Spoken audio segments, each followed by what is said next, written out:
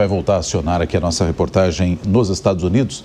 Isso porque a Justiça Federal de lá rejeitou o pedido de Donald Trump de revogar o status de 400 mil imigrantes legais que vivem no país.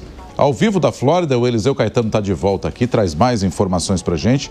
Por que dessa decisão, Eliseu? Como é que foi isso aí? É mais uma derrota para o Trump, não? Exatamente, Nonato. Mais uma derrota para Donald Trump nos tribunais aqui dos Estados Unidos. Muito bom dia novamente para você, para a Soraya e para todos que acompanham o Jornal da Manhã. A gente fala ao vivo, direto dos Estados Unidos, neste momento aqui na costa leste americana, 8 horas da manhã com 34 minutos e a temperatura de momento no sul da Flórida, 23 graus Celsius. Essa decisão judicial foi proferida pelo primeiro Tribunal de Apelações Judiciais dos Estados Unidos, que fica baseado na cidade de Boston, no estado de Massachusetts. Aliás, o estado de Massachusetts inteiro é considerado um estado santuário, com várias cidades que abrigam imigrantes legalizados e indocumentados aqui no país, como, por exemplo, a cidade de Framingham, que reúne a maior quantidade de brasileiros fora do Brasil. Quem manteve essa liminar, que foi emitida pela juíza federal Indira Taiwani, indicada pelo então presidente Barack Obama, e que havia bloqueado a tentativa do Departamento de Segurança Interna daqui do país, o DHS, de encerrar o programa sem realizar análises individuais dos casos, conforme é exigido pela legislação do país.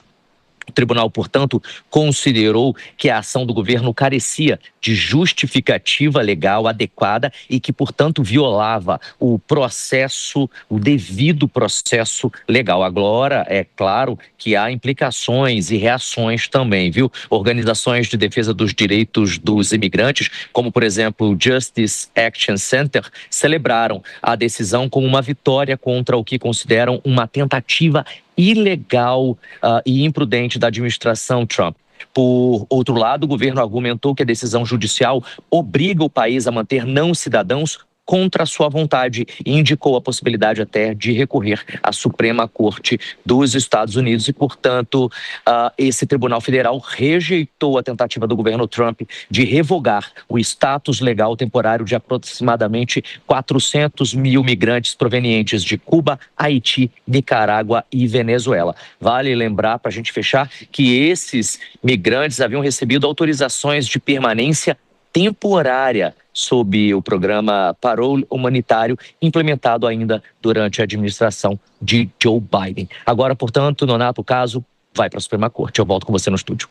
O Eliseu, e tem outra frente aqui para a gente abordar também relacionada ao governo Trump, que é a questão da educação, né? Isso porque o Trump congelou recursos federais para a Universidade de Harvard.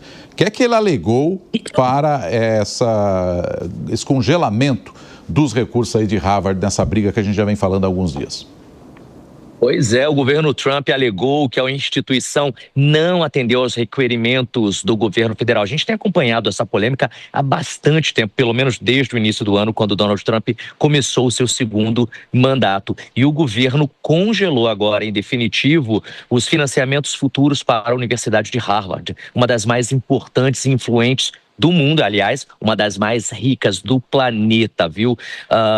Como o banimento de manifestações consideradas antissemitas e também das políticas de diversidade que a universidade mantém, apesar dos pedidos da administração pública federal pedir para que elas sejam paralisadas. A secretária do Departamento de Educação daqui dos Estados Unidos, a Linda McMahon, enviou na manhã de hoje uma carta para a administração de Harvard, comunicando oficialmente o fim do financiamento federal. O texto afirma que, além da insistência em manter as políticas de diversidade, a universidade abandonou o que ela chamou de, abre aspas, busca por excelência, fecha aspas, ao reduzir o quadro o número de docentes considerados conservadores.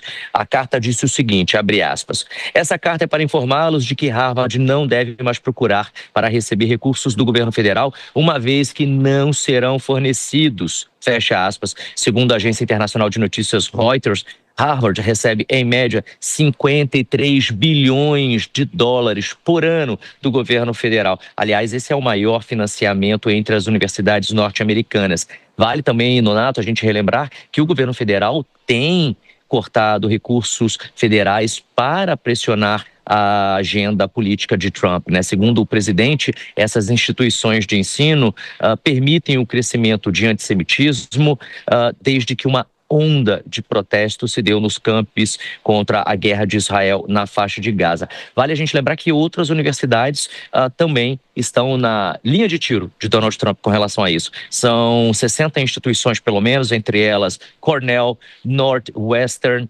Harvard e Brown, entre outras. Eu volto com vocês no estúdio, Nonato, Soraya. Eliseu Caetano, muito obrigado. Direto dos Estados Unidos, atualizando para a gente as informações sobre a gestão do Donald Trump.